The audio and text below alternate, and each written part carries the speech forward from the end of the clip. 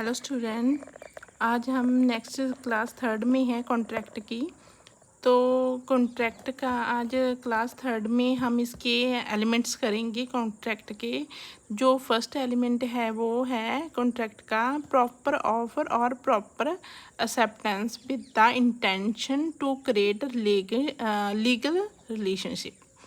इसमें क्या है कि जो प्रॉपर ऑफर और प्रॉपर एक्सेप्टेंस होनी चाहिए कि उसका लीगल रिलेशनशिप क्रिएट करने के लिए हम इसको एक एग्जांपल के थ्रू समझते हैं। A and B agree to go to a movie on a coming Sunday.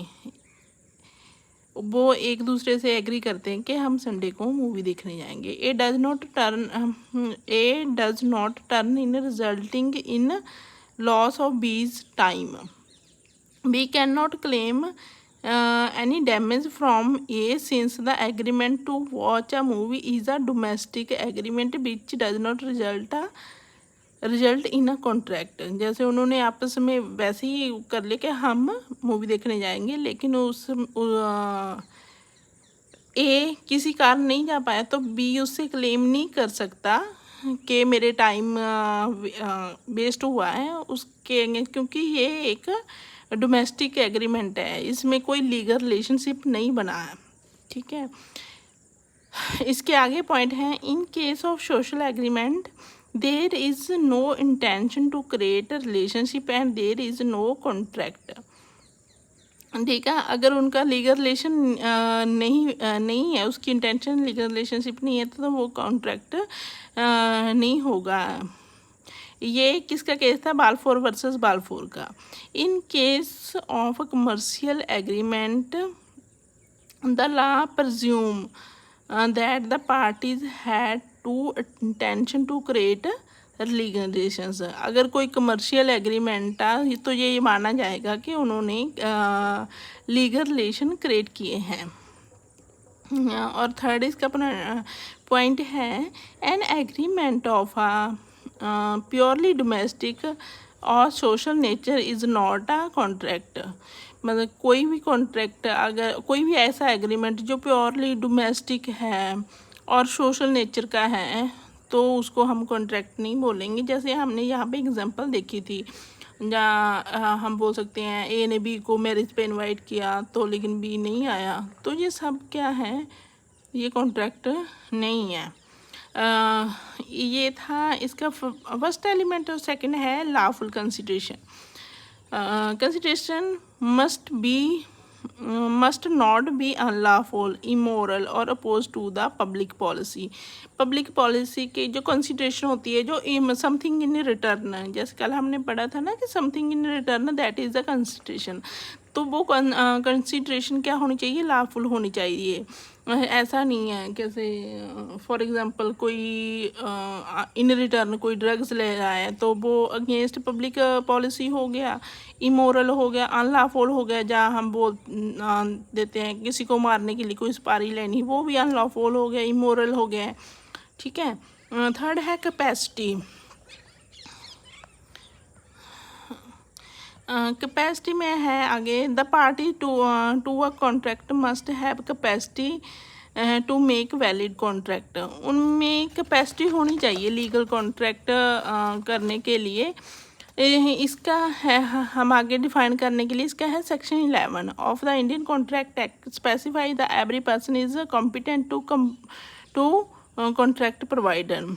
इसका फर्स्ट है is of the age of the majority according to the law which he is subject।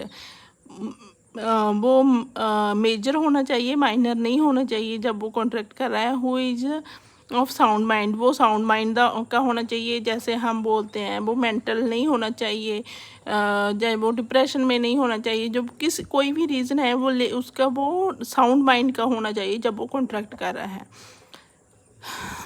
is not disqualified from contracting by any law to which he is subject। मान लो उसमें उस पर कोई case ना हो या किसी चीज़ पे उस पर रोक ना हो कि इस तरह के जैसे वो कोर्ट लगा देती है ना कि इस तरह के ये कभी भी कॉन्ट्रैक्ट नहीं कर सकता। अगर वो फिर भी कॉन्ट्रैक्ट कर रहा है तो वो पहले ही void होगा. Person of unsound mind can enter into a contract during his lucid interval. इसका हम बोल सकते हैं कि जब वो वैसे वो अनसाउंड माइंड है, जब उसने कॉन्ट्रैक्ट किया उस टाइम में वो साउंड माइंड था, तो वो वैलिड होगा contract. An alien enemy foreigners warner and credited representative of a foreign state insolvent and convict are not competent to contract. जो जैसे ये हैं एलियन एनिमी हो गए, फॉरेनर्स वार्नर्स हो गए, ये सारे क्या होंगे, ये कॉन्ट्रैक्ट करने के लिए कॉम्पिटेंट नहीं है. तो इसका फोर्थ एलिमेंट है free consent. Consent of the party must be genuine. Consent means agreed upon something in the same sense. There should be census ad idem. Is a consent is said to be a free when it is not a coercion, undue influence, fraud, misrepresentation और mistake. मतलब free consent है कि वो free होनी चाहिए, उसको डरा के धमका के नहीं ली जानी चाहिए, और जब उसको गलत इन्फॉर्मेशन दे के अगर हम कंसेंट लेते हैं वो भी फ्री कंसेंट नहीं मानी जाती.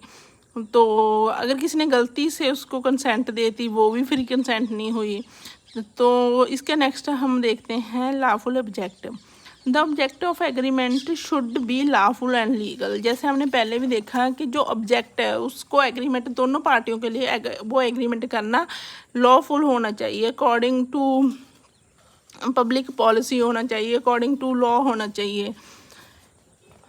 The person can not enter into a agreement to do an criminal act. जैसे ये देखो, अगर क्रिमिनल एक्ट है तो उसको वो अनलॉफुल बन जाएगा. कंसिडरेशन और object agreement is unlawful if it is forbidden by law. किसी फॉरबिडन बाय लॉ मीन्स किसी लॉ के ने उस पर रोक लगवाई है, तो वो अनलॉफुल हो गया. नेक्स्ट है is of such nature that is permitted would defeat the provision of any law. किसी लॉ की किसी को जो परमिटेड है वो उसको डिफीट करता है तो भी अनलॉफुल हो गया. इज़ फ्रॉडुलेंट मतलब किसी फ्रॉड के थ्रू है. इन्वॉल्व और implies injury to person and property of another. मतलब जैसे इंजरी टू पर्सन हो गया और प्रॉपर्टी ऑफ अनदर हो गया. इन्वॉल्व और इम्प्लाइज इंजरी, आप जैसे नाम से ही समझते हो, किसी को नुकसान पहुंचा के करना जो भी है.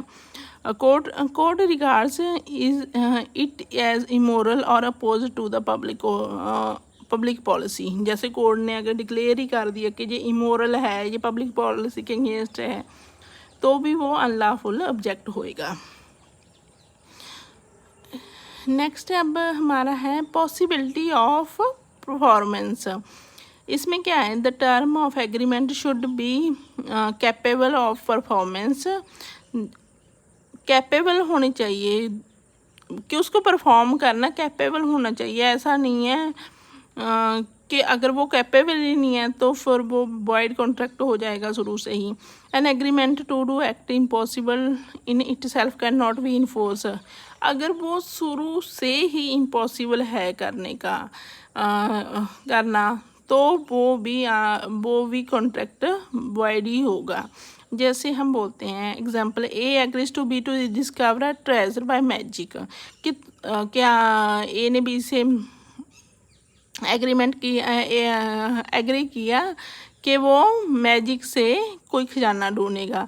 The agreement is void because the act in itself is impossible to be perform from the very beginning. शुरू से वो तो वॉइड ही था.